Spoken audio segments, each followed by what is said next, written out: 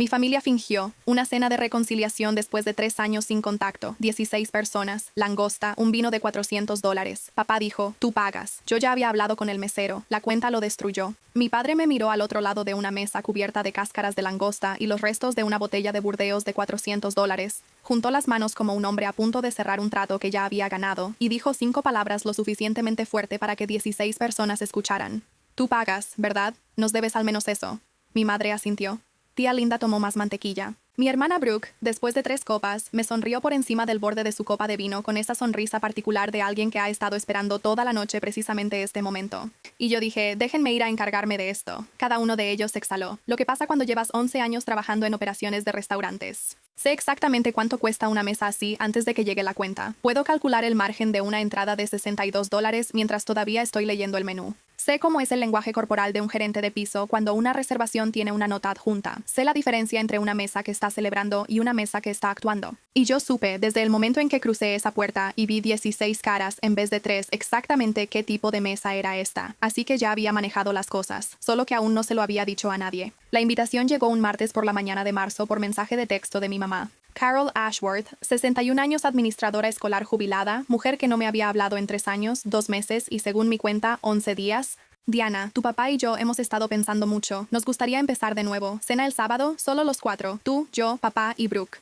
Terreno neutral. Te extrañamos. Lo leí 4 veces. Luego llamé a mi terapeuta, la doctora Nadia Reeves, con 13 años de experiencia especializada en distanciamiento familiar y sistemas familiares narcisistas. Consultorio en el edificio Midtown, el que tiene el elevador descompuesto al que he estado subiendo 6 pisos por las escaleras durante 2 años y medio. Contestó en la segunda llamada porque tengo ese tipo de relación con mi terapeuta en la que ella sabe cuando le llamo desde un estacionamiento. Mi mamá me escribió, le dije, dime. Se lo leí. Una pausa. ¿Cómo te sientes? Siento que es una trampa, le dije. ¿Por qué? Porque la última vez que sugirió un nuevo comienzo, copió a toda mi familia extendida en un correo electrónico sobre mis problemas de salud mental y sugirió que todos oraran por mí. Hice una pausa. No estoy siendo paranoica. Tengo pruebas. La doctora Rivas hizo el sonido que hace cuando elige sus palabras con cuidado.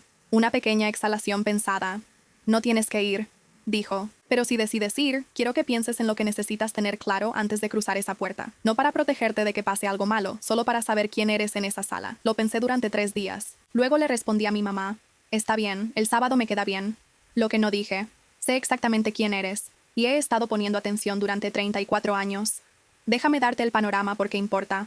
Soy Diana Ashworth. Tengo 34 años. He trabajado en operaciones de restaurantes y hospitalidad desde que tenía 22 años. Empecé como gerente de piso en una cadena de rango medio. Fui ascendiendo y actualmente soy directora de operaciones para un grupo regional de restaurantes con 11 sucursales en 3 estados. Mi trabajo es logística, márgenes, personal, sistemas. Soy organizada de la manera en que la gente se vuelve organizada cuando crecen en el caos y el orden es algo que construyeron para sí mismos. Mis padres, Frank y Carol Ashworth, son el tipo de personas que caen muy bien en teoría. Frank tiene 63 años, ahora está retirado de una carrera de ventas de nivel medio. Es el tipo de hombre que cuenta las mismas 4 historias en cada reunión y se ríe más fuerte que nadie de sus propios chistes. Carol organiza la subasta silenciosa de la iglesia, recuerda el cumpleaños de todos y tiene un don para hacer que la gente se sienta vista en los primeros 5 minutos de conversación, algo que toma años reconocer como una actuación. Mi hermana Brooke tiene 31 años. Nunca ha tenido un trabajo por más de 18 meses. Le ha pedido dinero prestado a nuestros padres, y durante los años en que yo todavía les hablaba, también a mí, con la frecuencia casual de alguien a quien nunca le han dicho que no con consecuencias reales. El distanciamiento comenzó hace 3 años por algo que parecerá insignificante si lo resumo, y no parecerá insignificante si lo explico completamente, así que me quedaré en un punto intermedio. Mi papá me pidió que fuera cofirmante de un préstamo personal de $40,000 para Brooke, no para prestarle el dinero, sino para poner mi nombre y mi crédito en un documento legal que garantizara la deuda de su hija.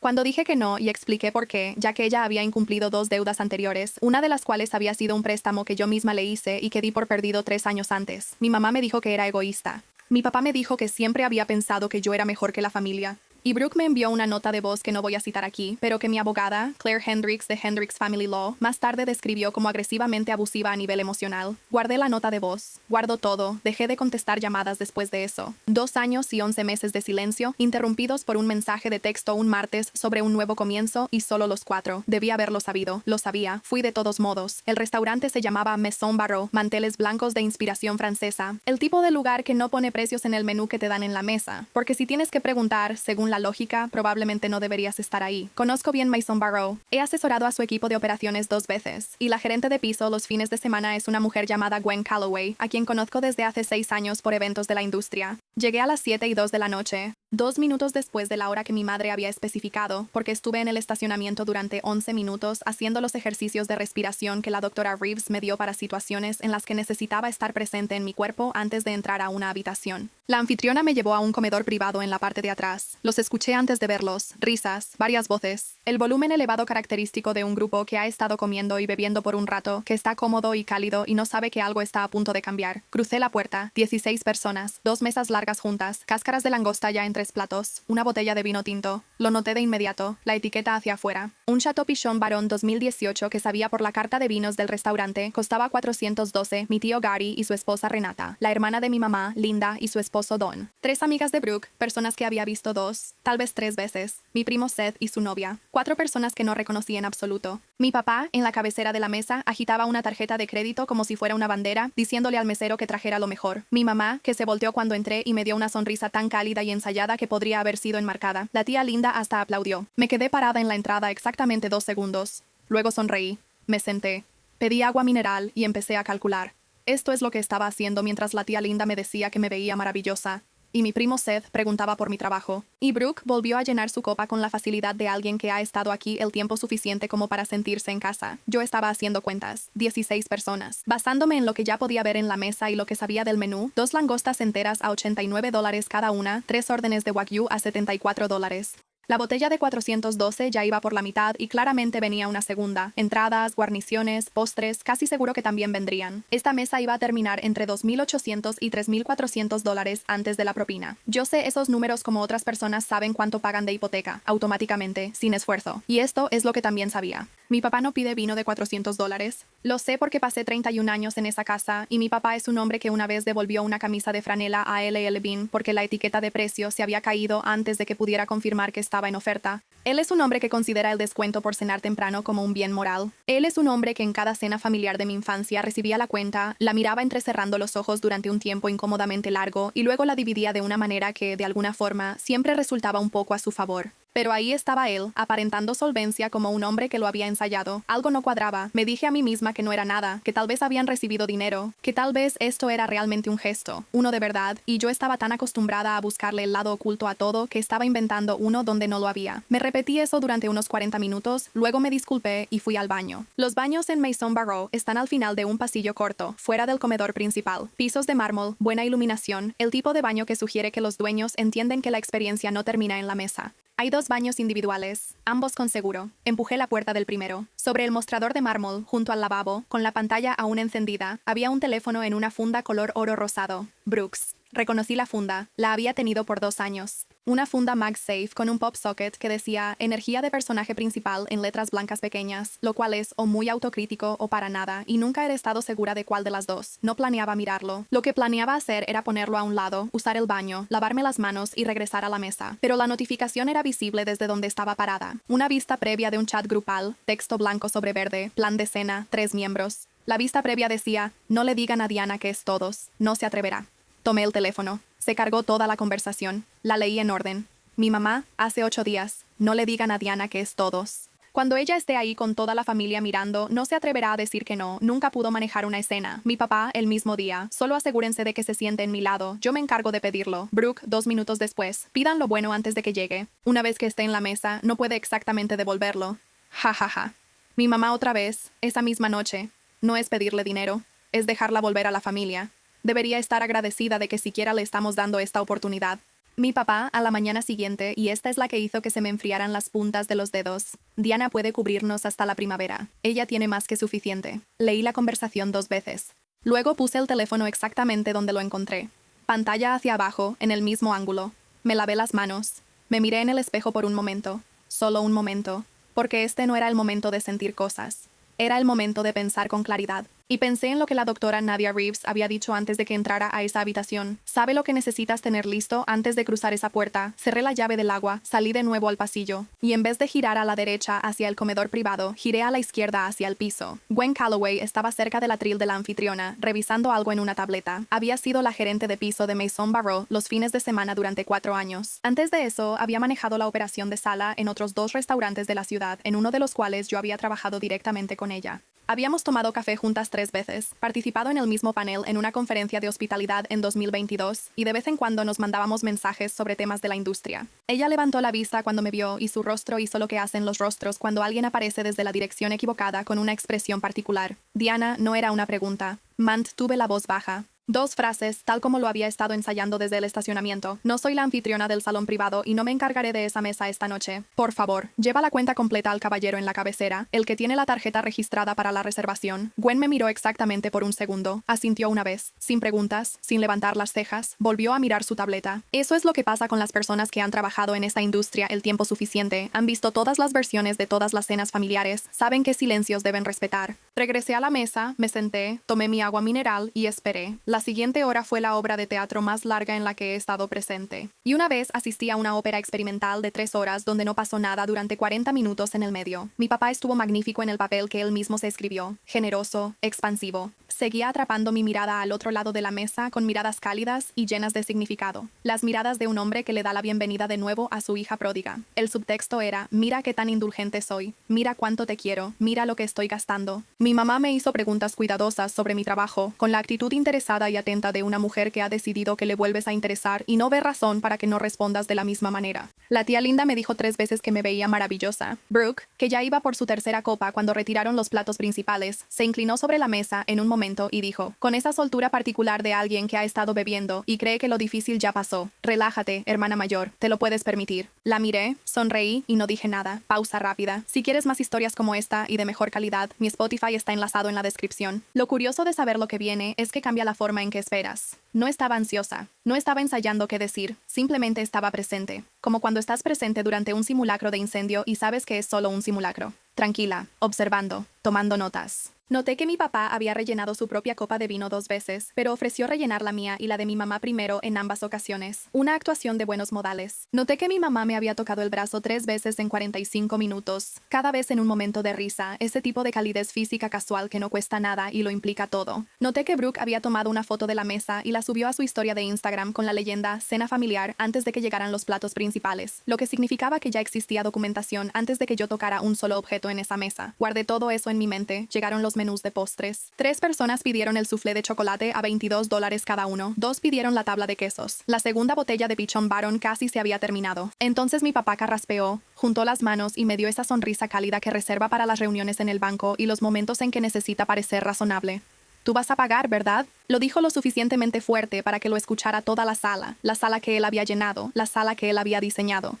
Nos debes al menos eso. 16 personas lo escucharon. Mi mamá asintió. Tía Linda tomó más mantequilla. La sonrisa de Brooke apareció como algo que había estado guardando en su bolsillo toda la noche. Dejé mi vaso de agua. Déjenme ir a encargarme de esto, dije, y todos y cada uno de ellos exhalaron. Caminé hasta el extremo más alejado del pasillo y me quedé ahí parada durante 4 minutos. No porque necesitara hacer algo, todo ya se había hecho. Me quedé ahí porque necesitaba esos 4 minutos para estar en un lugar tranquilo dentro de mi propio cuerpo antes de regresar a ese cuarto y ver lo que sucedía después. Pensé en la primera vez que mi papá me pidió dinero. Tenía 26 años. Acababa de recibir mi primer sueldo de verdad en operaciones. No era impresionante de ninguna manera, pero era estable y mío. Él necesitaba $3,000 para cubrir un sobregiro, solo hasta que entrara el ajuste de la pensión. Me lo pagó en 4 meses, lo cual en ese momento pensé que significaba algo. Pensé en la solicitud para hacer aval de un préstamo hace 3 años, el mensaje de voz que Brooke envió. El correo electrónico que mi madre copió a 37 personas. Pensé en estar sentada en el consultorio de la doctora Reeves hace 18 meses, en la silla más cercana a la ventana, diciéndole que lo que más sentía no era enojo ni tristeza. Lo que más sentía era ese cansancio particular de equivocarme sobre las personas una y otra vez y no entender por qué seguía equivocándome, hasta que finalmente entendí que necesitaba que fueran diferentes de lo que eran, y esa necesidad era la que veía por mí.